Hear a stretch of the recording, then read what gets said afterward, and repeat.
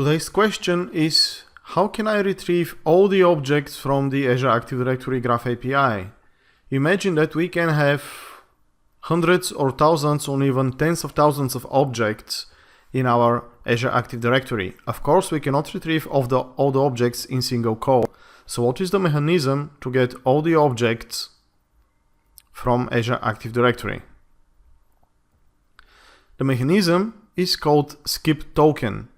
Every time we produce a request to the Azure Active Directory and providing a top query option, if there are more records, the Graph API will return us a skip token, which we can use in our next call to retrieve the next objects which are in the same call.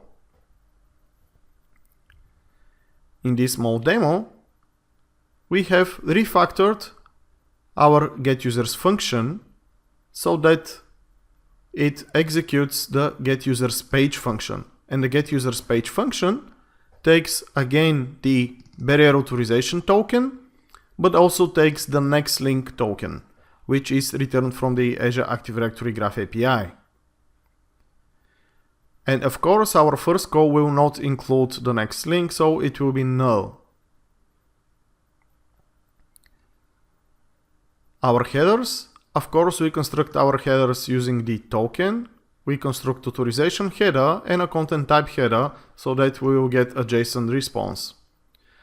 Then the request URI will be graph windows net, our tenant uses question mark, version of the API we want to use, then top equals 2, that means that we will be retrieving the users in pages by 2, and then a skip token. If it is no, then it is no. If it has value, then the Graph API will respect this value and return the next page. Everything else is as usual. How do we get next link? We get next link as a property of the received JSON object, and the property is alldata.nextLink. If such property exists, then we will get the next page and the next page and the next page until this property is null or doesn't exist. So let's quickly run that sample and see that we get 5 as number of objects. Let's prove that we get all the objects by quickly adding one more. Going back to our script and running it again, we see that now we get 6 users.